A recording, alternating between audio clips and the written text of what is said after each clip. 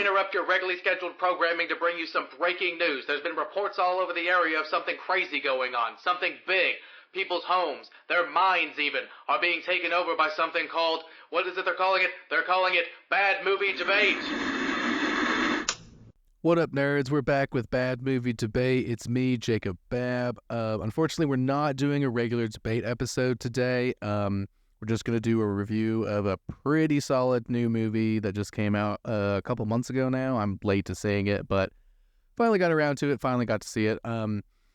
Sorry for the hiatus. A lot of bad timing trying to get some episodes out, and then bad timing of having a bunch of personal events to go to, a lot of weddings and shit like that, all kind of back to back to back. So, kind of slacked a little bit on making the show here, but we're coming back in full force. While I was not able to do full blown episodes and get some stuff out, I have been working behind the scenes to get some very exciting stuff ready going forward. So, starting next month at the absolute latest, hopefully, there will be some a new and fun way to experience the podcast, which will be a lot of fun. And I think I've got all the kinks worked out, and we'll be able to hit the ground running and hopefully not have such a long hiatus, unannounced hiatus going forward. So, that being said, we are ready to go for this spooky episode, and then we got another spooky episode ready to go in a couple of weeks. If you know, you know, it's Halloween time, it's October time, spooky season, so spooky movies and show time. So if you've listened to the podcast before, you already know who is going to be joining me in a couple weeks to talk about some spooky movies. It's always a good time talking to him, so just a little teaser there. If you know, you know.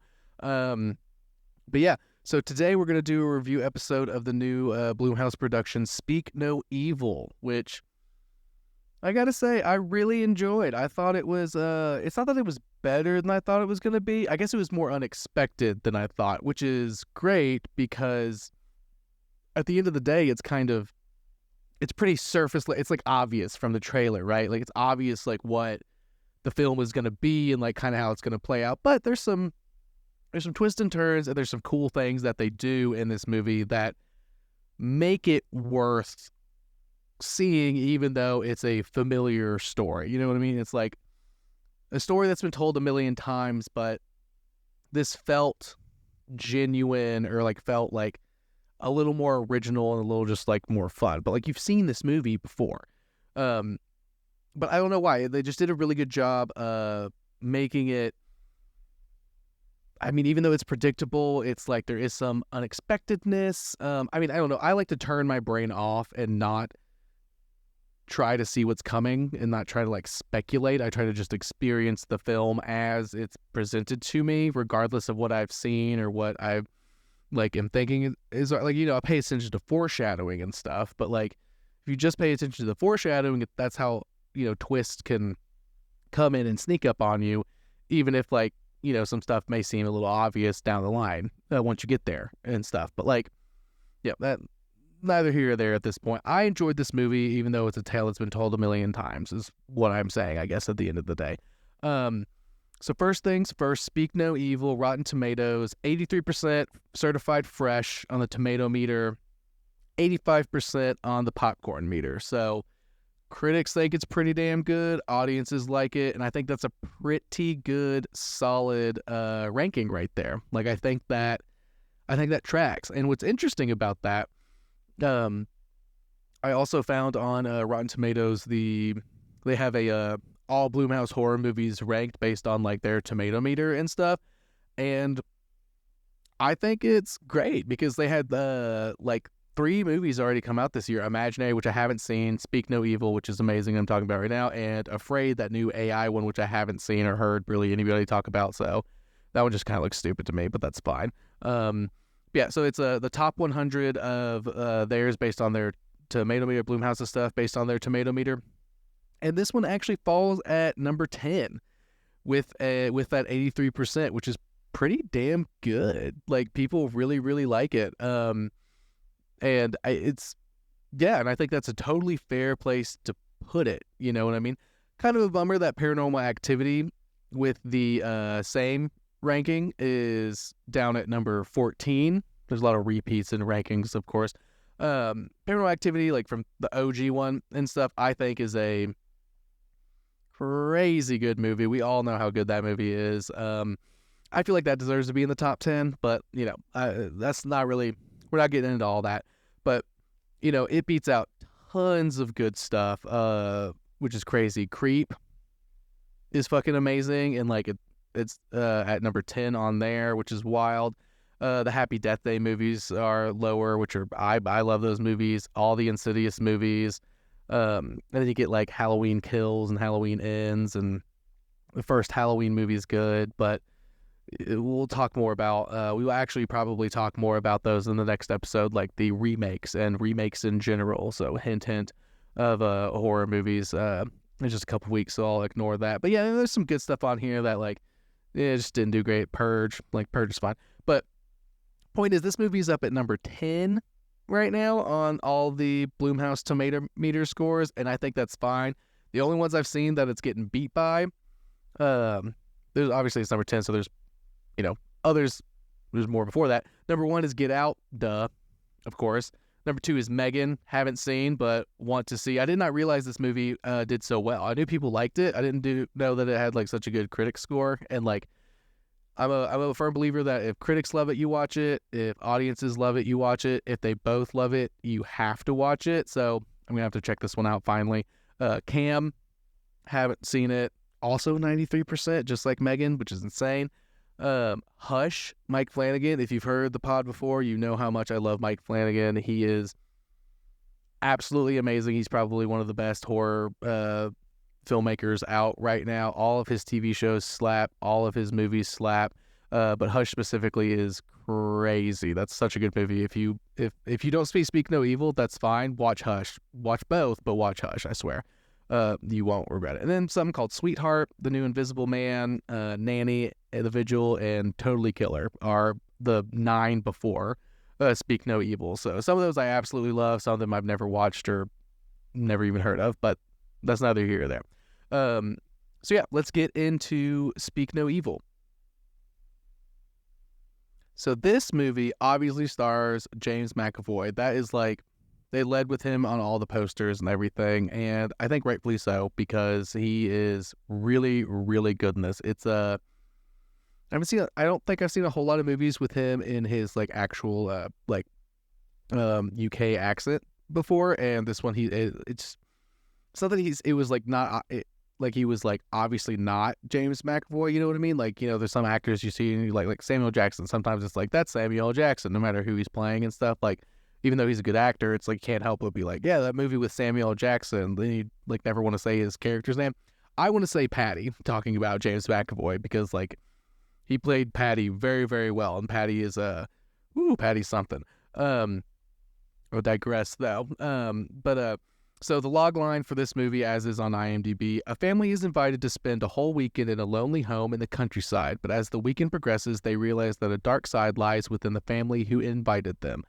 Yeah, that's exactly what happens, and we're going to get into it. So if you have not seen the movie and you don't want to be spoiled, you can go ahead and stop right here and come back after you listen to it, or you watch it rather, and then come back and listen. Massive spoilers ahead, as I kind of talk about my opinions about certain moments and, like, certain things and everything. But so that's your final warning. So James McAvoy plays the family who invites and stuff. He's Patty. His wife is I hope I'm saying this right, Eiling Francoisi.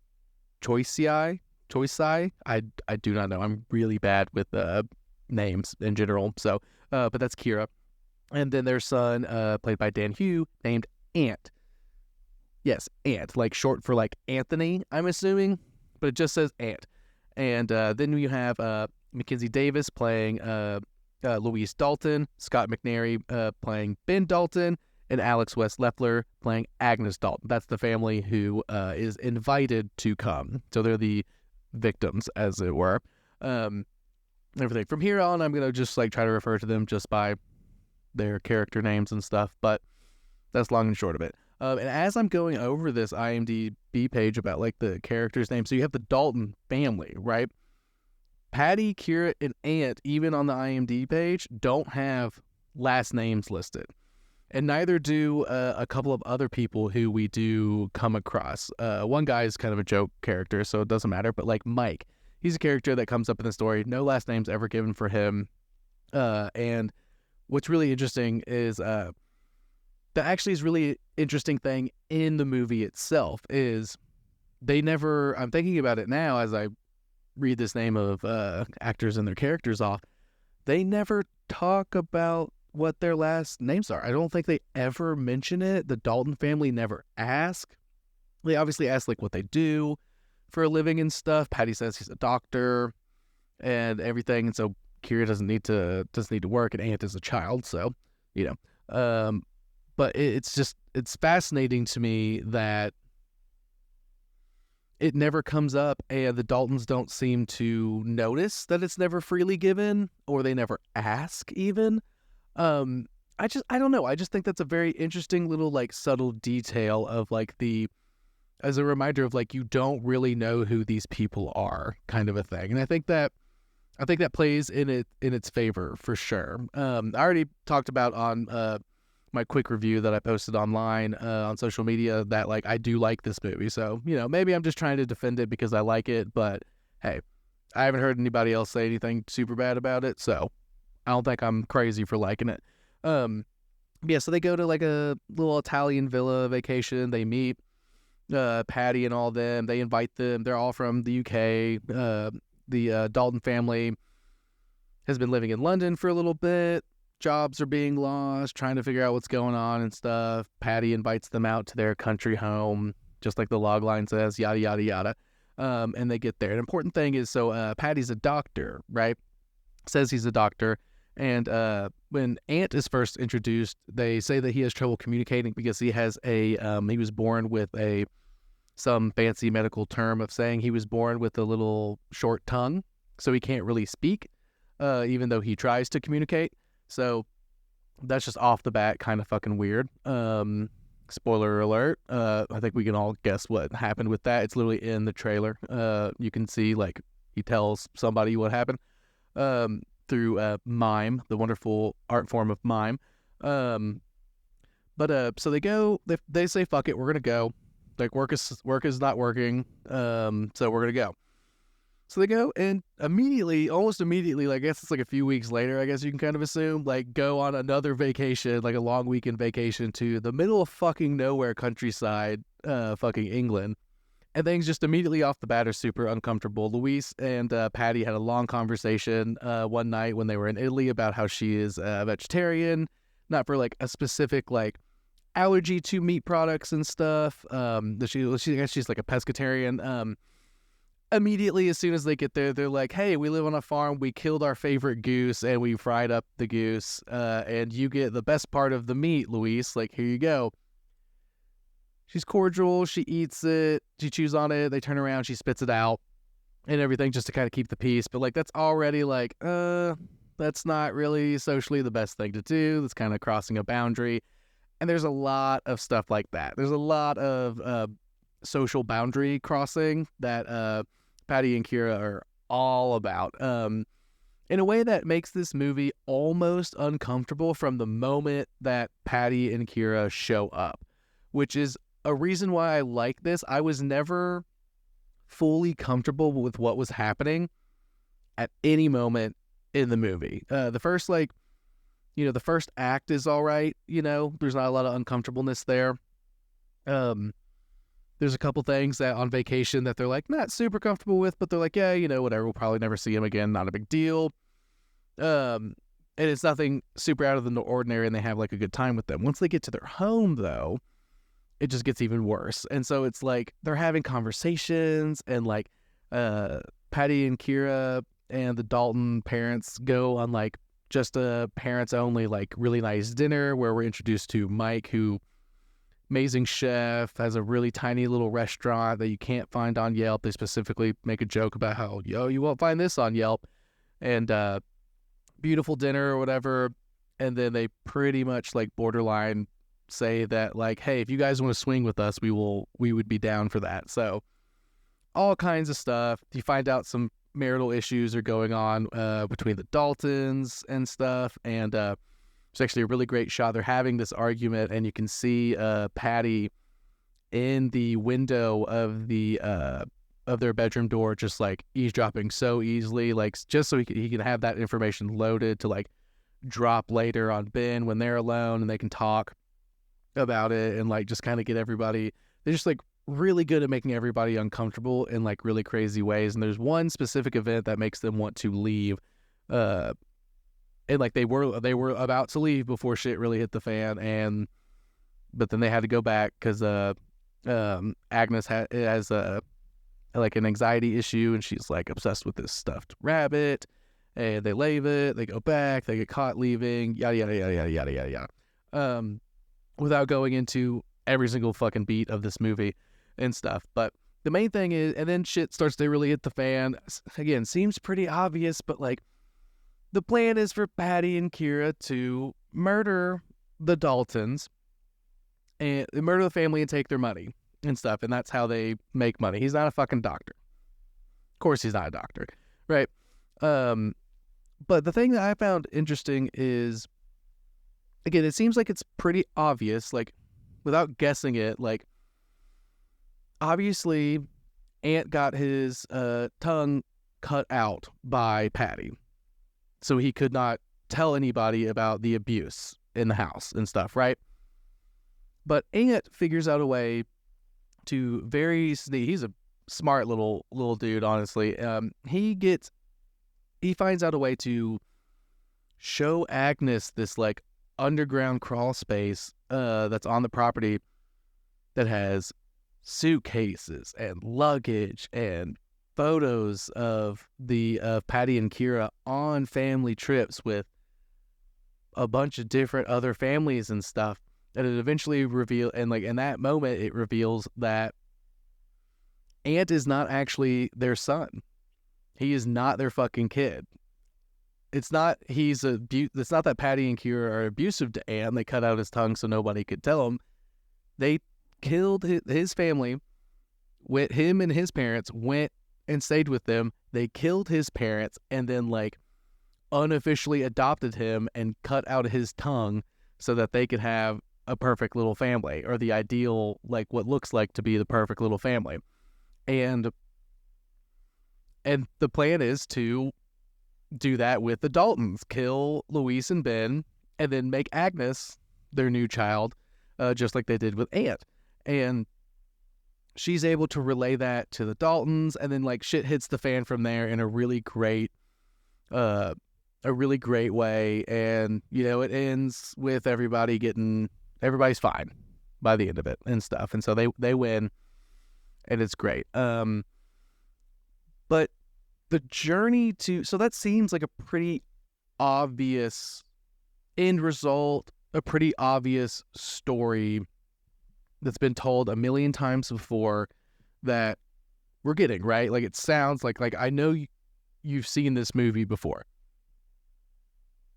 I've seen this movie before. This is a pretty classic horror trope. Like, people meet some strangers, immediately decide to trust them, go to a remote location, and they try to kill them, take their money, and like kidnap, like do all this fucked up shit, right? Like, been there, done that, right? And that's fine.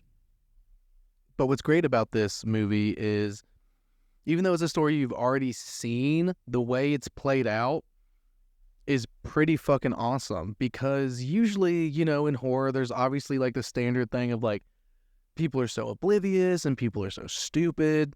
And Louise is out there trying to fucking get out almost as soon as they get there. She's like, I gotta go. We gotta go. I do not like it here. They are making me socially uncomfortable so much that I want to fucking leave. And I don't want to even be here right now and stuff. And Ben, like, he's like, no, like, well, it's just a couple days. Like, let's not be rude. And then we'll just, we'll just ghost him. Like, we'll just never talk to him again. It'll be fine and stuff. And like, And I think, and like Agnes is down for whatever. She doesn't really give a shit. She's a 12-year-old child. So until Aunt, lets her know what's going on, and then she's like, we gotta fucking go. Which is why I really like this movie. As soon as Agnes is able to relay to Luis and Ben, which she does a really, really creative move to get alone with her parents, and I thought was genius, a genius thing for her to do. So kudos to her for sure.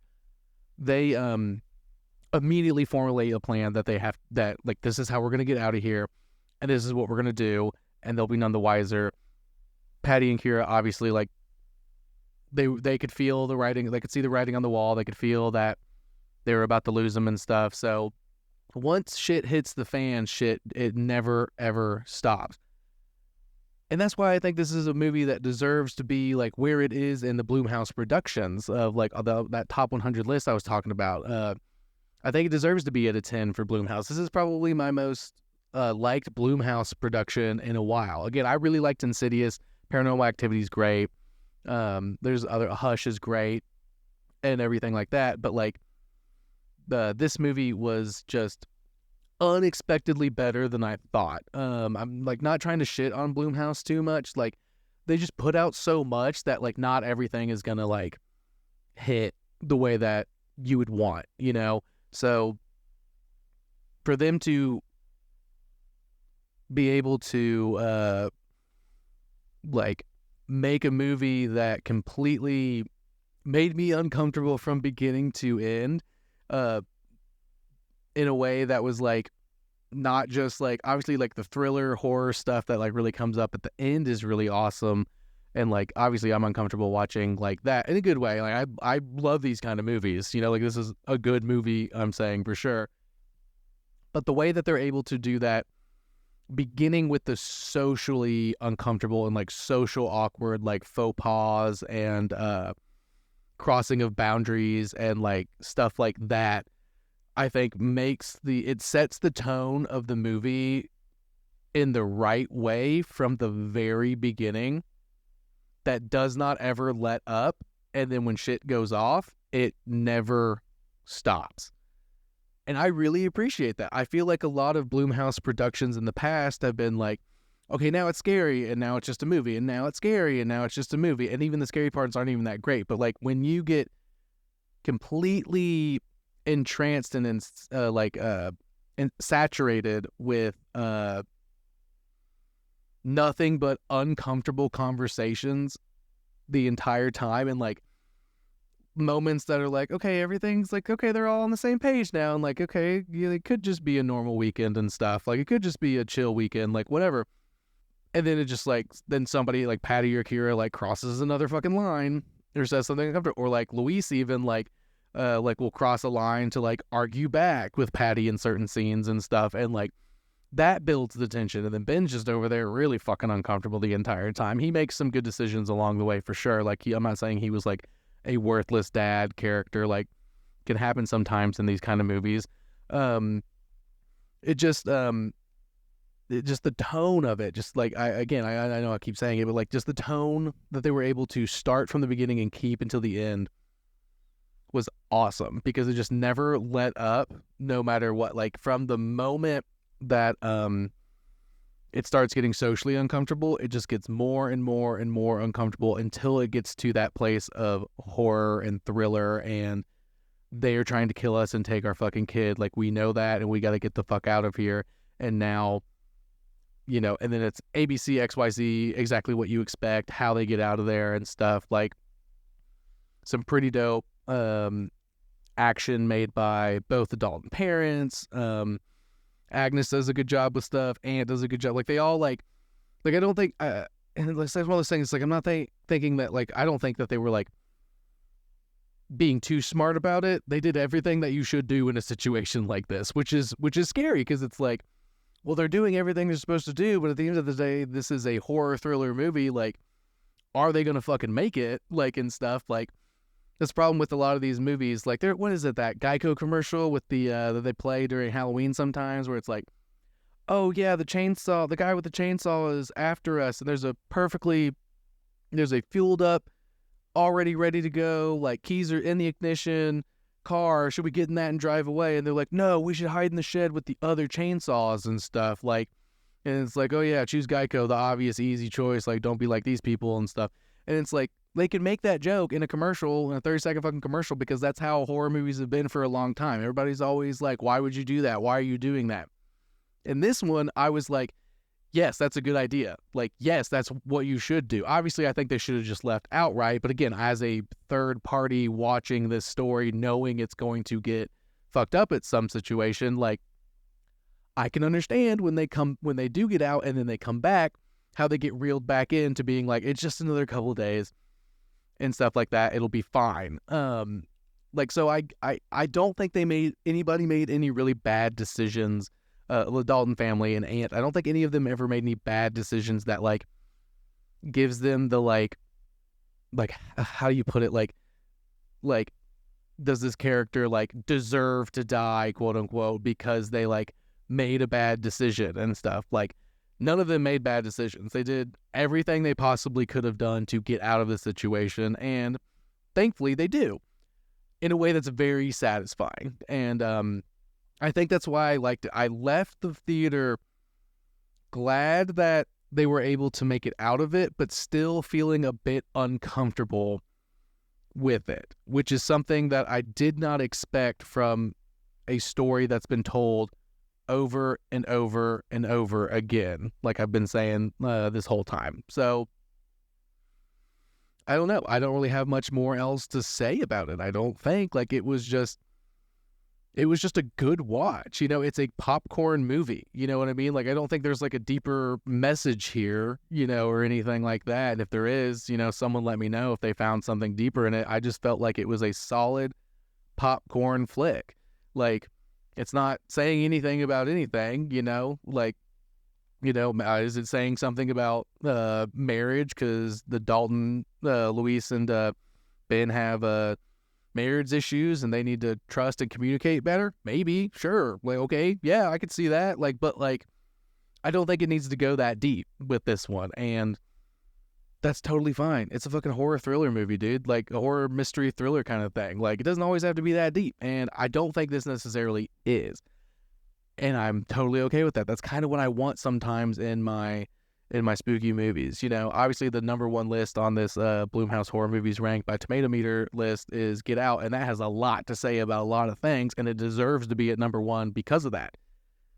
This popcorn flick being at number 10, totally feel that. Totally agree with that. It's just so much fucking fun. Same with Hush. Hush is like number 4. Not a lot going on there, like in terms of like a larger message or anything like that. It's just a fucking good, creepy ass fucking movie to watch. So you watch it, you enjoy the ride, and there's like twists and turns and stuff that you don't expect. Again, that's probably why I like this movie so much. It kind of reminds me of Hush. Hush is a movie about someone who is trying to not let a serial killer get into their house and kill them. But there's a twist that the woman, the main character, is completely deaf. Like, not just a little, like completely deaf. So she can't hear anything. And that adds an extra layer. So it's a story that you've seen a million times before that adds a little extra something. This one, what they added is they added the tone of the movie from the very beginning.